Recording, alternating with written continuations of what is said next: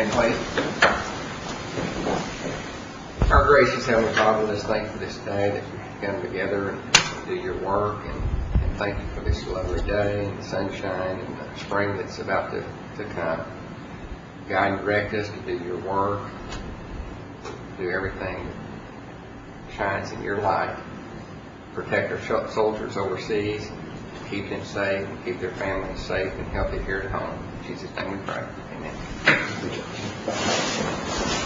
Roll call, please. Beth Baker. Here. Tara Allen Watts. Jill Anglin. Bill John Baker. Here. Charlie Buzzer. Here. Julia Coates. Bradley Cobb. Joe Crittenden. Here. Jody Fishinghawk. Meredith Braley. Here. Janelle Fulbright. Here. Don Garvin. Chuck Hoskin Jr. Here. Tana Glory Jordan. Present. Curtis Snell. Here. Chris Soap. Here. David Thornton. We do have a quorum. Okay, thank you. Well, the purpose of our special meeting is to go over the various economic stimulus amounts that we hope to obtain, which includes the $11,900,000 from the housing plan. And Ms. Knight, are you presenting? Thank you, Mr. Chairman. I thought I'd take this opportunity at your pleasure to give you a briefing about what we know, as much as we know about the stimulus money, and then that kind of leads into what we've proposed today, why we've proposed what we've proposed, and then what we see coming down the road in the future. There's been a lot of meetings among the agencies about how to implement the stimulus. There are reporting requirements, and you've heard some of the requirements with HUD. And we've found the agencies in all kinds of varying degrees of preparedness for implementing this. HUD is probably one of the most prepared. They've already gotten out some guidance and are getting out letters to tribal leaders. We understand this week, if we haven't already received them, and are going to publish an OPA soon. But agencies like Bureau of Indian Affairs aren't, in my opinion, as prepared, which is not a surprise to me with regard to how to implement, and especially the reporting requirements and how they're going to set that up with tribes, how they're going to get the data from us and post it to the recovery.gov website. So we've been meeting with them. The White House Office of Intergovernmental Affairs has also been very active. They've met with mayors, governors, and other elected officials, and now they've begun also meeting with tribal officials. I attended a very small session of about 10 tribal leaders talking about how to implement various parts of this, what we would recommend in terms of their implementing it in BIA and IHS and HUD and all kinds of agencies. And so they're listening to us, and hopefully will listen to our concerns as we try to implement this and get the money spent in the best way possible. Marvin kind of he did go through the specific requirements for the HUD funding, so I won't belabor that point. But there are a whole host of general requirements in the Act that apply to all the funds under the Act, and then there's some categories of specific requirements associated with just one source of funding or another source of funding. And Marvin went through the HUD requirements in quite a lot of detail. There are also requirements attached to other types of funding. So we're following all of that to make sure that we are ready for those, ready to report and so forth. I would just say in regard to your budget mod that's in front of you today, I'll just first up front will say not all of the money that we expect to compete for or receive is listed in this budget mod, and I'll explain why. The way that we do budget mods here is that for compact funding, formula types of funding, and so forth, we bring those modifications to you in the form of a budget mod when we identify potential sources of revenue. And then you pass those in a budget mod. For grants and competitive funding, what we typically do is that we bring you a resolution saying we'd like to compete for X grant, here's the amount of the grant, here's what we're going to apply for. You approve the resolution, and then should that grant ever get funded, we come back to you in reporting with a budget associated with that grant award. So there'll be some of these that come down like this as formula funding, and then there will be some of them that we report to you after you've approved a resolution for a grant. So we're going to see a combination of all of that happening with stimulus money. And first, also, I'd like to say that we're separating all of these funding sources in separate groups of budgets. And the reason for that is so that we're ready to report on results associated specifically with these dollars so that we can post that and comply with all the reporting requirements. So it's going to be a separate set of budgets that are going to be segregated. The second thing about the list of budgets that you have is that they are estimates at this point in time. None of these funds, including the HUD funds, have been awarded at this point. So what we've done is to be ready to hit the ground running is to put these budgets in front of you based on what we know today. The treasurer will be holding those budgets and not allowing any expenditures to hit those budgets or obligations to hit those budgets until such time as we have an award in our hands. But once we do, we will be ready to immediately implement those funding sources. And so that's the reason we wanted to get these formula, if you will, sources in front of you so that we're ready to hit the ground running whenever if an award comes down. So with that, if you'd allow me to just go quickly through them, and I'll explain a little bit about where our proposal comes from for the amount as well as what we intend to do with the money. We also have group leaders in the room prepared to answer detailed questions depending on how much detail you want to get into. First one is roads. The amount is based on what we know is the formula, what we know is the appropriation, and what we know is the administrative dollars that BI will hold off the table before they make those funds available. So that number was generated with that knowledge. So our folks ran the formula, that's the number it cranked out. What we will do with those dollars is simply fund what is on our existing TIP. So you all have looked at that TIP, approved the roads that are on that list, and we will essentially be able to just do twice as many roads in this fiscal year as we would be able to do in a typical fiscal year. So it's... Mr. Baker. Do you all have enough engineering done and that kind of thing to actually make this kind of impact? I think that for that question I would defer to Charlie and Michael. Do you want to address that?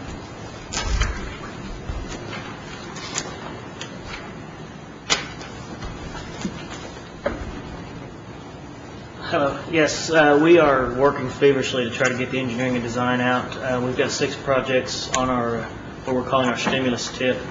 5 of the projects are rehabilitation or overlay projects with some drainage repair and culvert replacement. The other remaining project is a full reconstruction that we had originally funded with our normal IRR dollars, and it was far enough along that we could go ahead and get it on this stimulus tip. And in fact, it's out for advertisement, mid-advertisement right now. So, yeah, we are anticipating getting them all out within the year, we hope. So, in essence, you're doing rehabs and stuff that you've already got right away on, environmental's already been done, and we're just going to take projects that we've already completed and overlay and upgrade, and I see how you get that. Yeah, basically, yes. Now, the environmentals aren't completed on all of them yet, but we are working on that, yes. Okay. All right. Thank you. Councilman Jordan. Michael, what are the 6 projects? Hang on one second.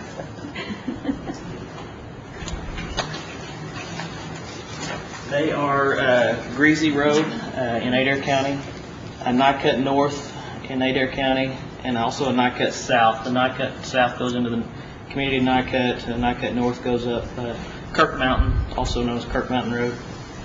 Dry Creek Road in Cherokee County, and the Salina-Kenwood Road in Delaware and Mays County that runs from Kenwood into Salina. And then the full reconstruction that I spoke of is going to be Rice Water here in Cherokee County.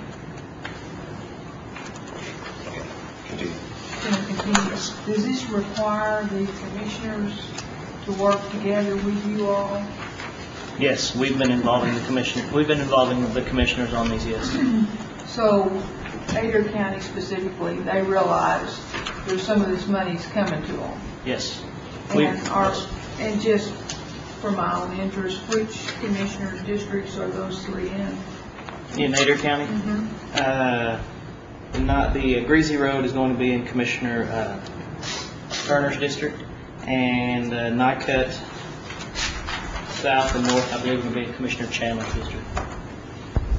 I understand they just passed a resolution this morning where all of it was going, all the money that you were going to give this year was going to one particular commissioner. How does that fit into this little scenario? I'm not sure if it will affect this scenario, but I believe that was for the tribal dollars, motor fuel tax, motor vehicle tax dollars. I don't know that it specified IRR, but I could be wrong. I've not seen the final legislation. Well, if they don't want it, our commissioners would be glad to take it. Okay. I'm sure we have And a whole they'll lot more share. brothers. Councilor Buzzer. A couple of questions. Michael, what, do you have an estimate on what these projects are going to cost? We've got an estimate. I don't have that with me here, but I can get that information. And the other question I have, and maybe Melanie you can answer this, is the obligations for these Nahalta dollars. I understand those. Are they the same for the road dollars? Not exactly. The overall spending requirements aren't the same. Well, I won't even say that. No, they're not the same. The general requirements that are part of the overall act are what apply to these funds. Okay. And the follow-up question real quick is too, since we're a compacted tribe, we won't have to go to the Bureau of Indian Affairs to go back and make the reporting requirements on them, and the fund will come directly to us.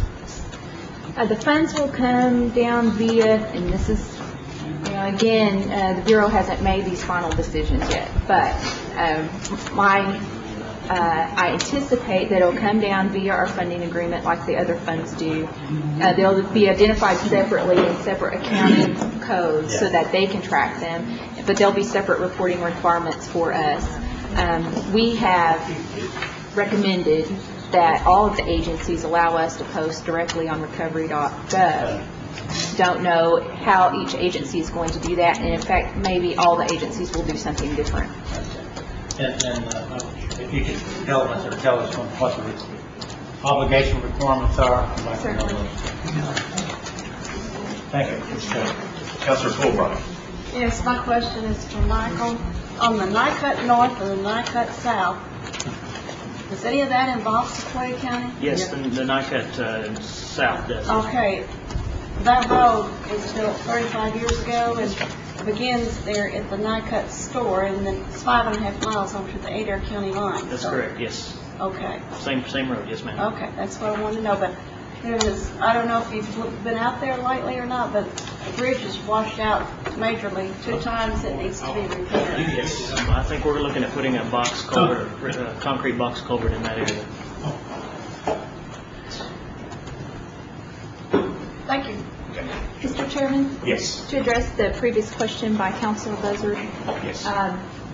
the general requirements is that you have a goal for infrastructure projects of using at least 50% of the funds not later than 120 days after the enactment of the act, and that's a goal, not a requirement. But then it also says they'll remain available for obligation until September 30, 2010, unless otherwise provided in So the we act. have some time. Okay, good. Thank you.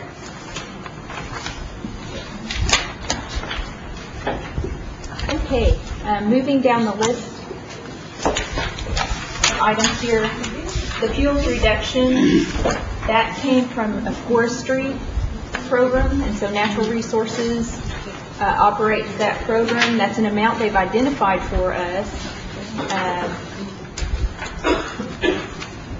for that program, so Excuse me, which program? it's Natural Resources and Forestry. Okay.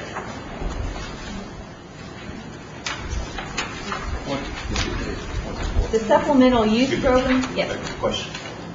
Explain what natural resources or forestry. What is that? Forestry Department and Natural Resources. And do we have someone from Natural Resources? What is that? Vicki, do you have that? Essentially, they notified us that there were going to be allocating that amount to our program? It's from conversations between our natural resources group and the agency, and it's going to be some special funding for them to thin out some of the pine trees and do some fire prevention work on a lot of our tribal land. It's a one-time funding and they call it fire fuels reduction because they want to get a lot of the old growth or stuff off the bottom so that wildfires won't spread as fast. And this is one that once the funds are awarded, that amount might be adjusted, but this is the best estimate we had from the agency.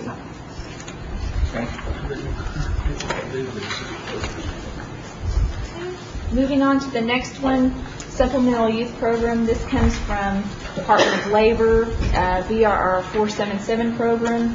So it would be, and we have a better number on that. We estimated $900,000. We received at least an email at this point saying we think the allocation will be 871,304, which is very close to what we estimated. Once we get a final award on any of these, what we'll do is come back to you with an adjustment for that budget. But so when we receive a final award, we will do that for this program as well. Councilor. What's that for? The number or the program? Yeah. The program is to provide work experience for youth, and youth sometimes, they'll set the age, and they're considering setting the age, and it may be different than our typical program. They're talking about 24 years old for work experience programs, and Kim Carroll is here to explain anything related to that if you have any detailed questions about it. But it essentially increases what our existing program already is. It's an existing program. At 24? Well, that may be the upper limit is 24. They're still debating where to set the age for the upper limit because it's the youth component of the program. Okay. Okay. The next three are Indian Health Service. The first one is maintenance and improvement, and what that does is it's maintenance and improvement projects on existing facilities. So it's usually a formula-driven number. And again, when we get a final award, we'll make that adjustment. But we've got a list of maintenance improvement projects that are in a backlog that, should we receive any funding, that's where those funds will go, is to fund that backlog of projects. That's the $6 million set. That is the $2.9 million, first of all. Yeah, the maintenance and improvement line. It's item 4 on the one I'm looking at is the list of funding source. Okay.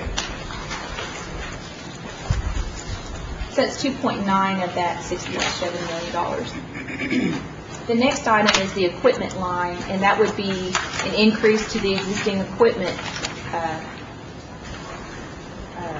funds that we get from Indian Health Service. So what that would do is, again, we usually have a backlog list of equipment needs, and that would just fund us further down that list of equipment purchases for this year.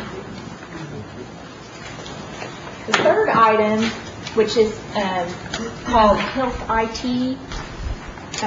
you all have been looking through the Recovery Act. There was $85 million put in the Indian Health Service for health IT projects. There is not a projects listing in the Indian Health Service for health IT, and neither is there a formula for this amount of money, for the $85 million.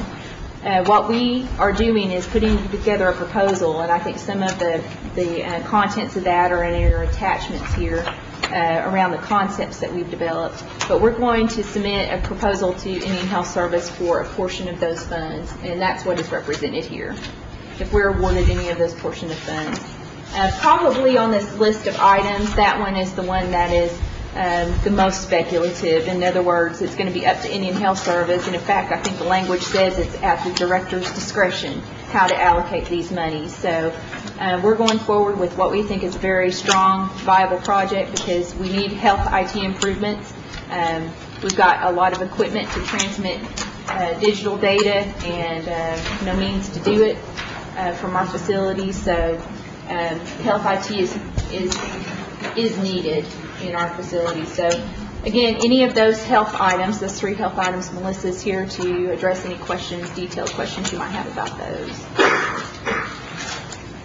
Councilor Buzz. I do have one comment. I was talking to some people that does the telephone system for the J Clinic, and I understand we're still using some of the old T1 lines up there, and they have a DSL program up there that would probably be, 5 times as fast as what our DSL projects are doing. And I don't know, I know a T1 line is really expensive to run. I'd like for us to check that out, if we could speed up the uses of those computers. I think it'd be a great benefit to us. And not to mention Mr. Todd, and he may have already checked it out. I do believe he's followed up because I know I've seen some emails back and forth on that. Okay. So what I'll do is see what the answer was and get back with you on that. And another thing, I've made several calls, or I do call the clinic a lot, and that telephone system is an old system. And it doesn't work half the time when it gets rainy weather up there. I think that's another good thing if we could improve the shaking. So anyway, that's my input. Thank you. Thank you.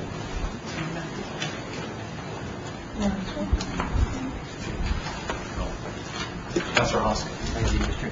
With respect to any money available for new clinic construction, I mean, I'm looking at the chart that shows, I don't have a page number, but it's a chart that talks about the total amount of the set aside, and it talks about up to 2 healthcare facilities, $227 million. That's for Indian country at large, and then are we not going to get that? Is it to be determined? Or? That's a very good question. As you know, when we met with Bob McSwain, we made that very comment that we wanted to see new facilities construction prioritized, not just for things that IHS have prioritized, but things that tribes have prioritized. What happened is that as the bill developed in its various forms, whenever it went through the House, it went through the Senate, and so forth, the language that appeared, well, IHS had always stated or implied its intent to fund 2 health facilities in Alaska that had already been started, that they were going to complete with these funds, and that's where the $227 million number came from. We objected to that from the get-go and said that all tribes ought to have some ability to either compete or otherwise apply for this funding. When the language came down, this is what it looked like when it came down, and I believe that those 2 facilities are those 2 facilities that Indian Health Service proposed in the beginning that are in Alaska. Although, since there are no earmarks in the bill, they couldn't say it was those Alaska facilities, but that's where that came from. So the Alaskan economy will get quite a boost from those constructions, so much of the rest of the Indian country. Okay, thank you. Madam Secretary. Dean. Okay, shall I continue? Yes, continue, please. The next one listed there is also Indian Health Service, water and sewer. Essentially, what is happening, what's been happening ever since, even before the bill was actually passed, Indian Health Service has been requesting that the tribes update their systems and put all of the projects into their system, which we've been doing. And it's my understanding that they'll be collecting even more projects now that the bill is passed, and they will be prioritizing those projects on an area-by-area basis. And so this, again, is an estimate based on what we think the number of projects that we've submitted versus what's in the total area, Oklahoma area of Indian Health Service, and what we think we might be able to get out of that funding amount. So again, once we get awarded, we'll adjust that. But what we're doing is submitting those projects, and based on the point system is how they're prioritized in the Indian Health Service system. So if you have any questions about details about how we've submitted those, again, Charlie is here to answer those. Councilor Buzz. I wonder if we could get a list of those water projects that were submitted. Sure. Yeah, we'd like to see those, and I'm just actually thinking about the bridge project. That's been brought up time and time again in the committee that I'm chair of, and I'll make sure that thing is on there. Okay. And we'll see, and I don't know what kind of point or rating it is, but this is an opportune time to really do that. So we'd like to see that. Thank you. Certainly. The next three items are the NAHASDA items that you discussed in the last committee: modernization, the Delaware modernization, and then housing and rehab are those three items. And the number that came out of that is come from an allocation from HUD, so we're pretty sure the number is going to be close on the housing. One of the earliest competitive grants that we've received notice of is COPS, and that's funded from Department of Justice. It's intended to put more cops out on the street, so that's why they call it COPS. But we're developing a grant proposal for that, and a resolution's been submitted, I believe, to be considered to be added to one of your committees. And that one is stimulus related, because we just received the notice of grant funding for that, so we intend to apply for those funds. Councilor Ford. How long will that funding be for the additional? Usually a COPS grant is 3 years, and usually what they do is phase it out over a period of 3 years unless they change those, or if they're going to do something special with stimulus. If we hire increased personnel, are we talking about keeping those folks on after the stimulus package is done? Depending on what the grant requirements are, the recurring grant COPS program is just like that, that when you commit to apply for the funds, you're committing to retain those people once the grant funding ends. And I don't know specifically, I haven't reviewed the stimulus funding to know that. Do you have any idea, Melanie, how we will pay for those positions after this funding runs out? Again, I don't know if that's going to be a requirement with these funds, but that would be a good question to ask whenever that resolution comes up. If we have to make that commitment, then we better know whenever the grant funding ends how we intend to retain those staff. So, is there a possibility that we could put some of that money through to county governments that we have agreements with and let them add on the people instead of us? I don't know about the sub-grantee requirements, but I'm pretty sure that they can apply on their own for COPS funding. And it's pretty easy application. It's pretty much fill in the blank. So, is it a possibility that we can contract some of those positions so that we don't take on additional personnel that we may not be able to pay for later on? I don't believe they'll allow you to do that. I mean, at least my recollection of the old program is, and I say old, the existing grant process that they had, is that you have to commit to hire staff and then you have to commit to retain the staff afterwards. But again, I don't know about the specific stimulus part requirements. Councilor Buster. Melody, do you have the total amount of funding for health? Do you know that off the top of your head without adding them up? You mean? How much is the stimulus package budget for health? And then how much money is in the competitive grant that's going to be competitive? How much dollars there are there? In health? Yeah. In health? I know in the hospital was like $250 million. Right. Some of it, as I said, hasn't been determined yet. To some extent, M&I and sanitation facilities construction, which is water and sewer, they're competitive, but it's on a project-by-project basis. Equipment will be a formula that just cranks out a number. CHS, there's an amount in there, $50 million for CHS. It's my understanding that will also just crank out a number based on the formula. That is, if IHS implements this way. They do have an existing formula for that. The information technology, as I mentioned, was $85 million, and there's no program for that, so it'll be up to whatever the director approves. And then the new construction, we mentioned that was allocated for 2 facilities, and our belief is that those are those Alaska facilities, and it won't be competitive. So our total here at the nation is probably in the neighborhood of 10 or 15 billion. Yep. What we've proposed, probably an additional amount for CHS will come down. Oh, it got cut out. Melissa reminded me CHS got cut out of the final bill. Oh, sorry. That's the reason we didn't submit a budget. All right, thank you. Councilor Cobb? Would you check on that, cops, what Councilor Jordan brought up? Because I'd like to know if the jurisdictions that we have cross-deputized, I'd like to know if there's any way, since they're cross-deputized, I believe you're probably correct. They can apply or? Well, if we can add staff positions to a cross-deputized organization, I guess is what I'm looking for. I'd like to know. Essentially, we can. Okay. I'd just like to know, I'd like to know kind of the, They don't. I'd like to know the details on that. Yeah, they typically don't request us to put them at one location or another or assign them in any particular way when we apply for additional staff like that.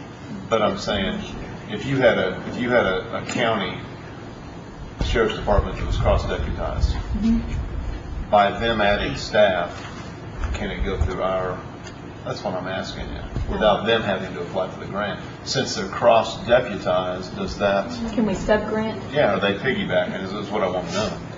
I believe the answer to that is probably no, but I would like to know and just not assume. I don't know the sub-granting requirements, so I can check. I'd just like to know. Thank you. Thank you. Appreciate it, members. I would entertain a motion for its passage. So moved. Second. And that it be moved to full council tonight. I would accept that. I accept. Okay. Any further discussion? All in favor say aye. Aye. Any opposed? Okay. Move to adjourn. So, second. What housekeeping? Okay. 1 second. Yes. Could we maybe get Shelley from this point forward to number at the bottom all these pages so that we can then just quickly go to a particular page that she's talking about? Would that be a possibility? Once you get the book done, to number each one of the areas, number the pages at the bottom. Throughout the whole book. I prefer paper. Well, I wasn't going to go Okay. that far. Okay. All in favor of adjourning say aye. Aye. We're adjourned. You guys, you want a video? I was trying to make it easier for you, Shelley. You wanted the tabs. No, that, you wanted the tabs. I don't know how easy number, I might have to hand them.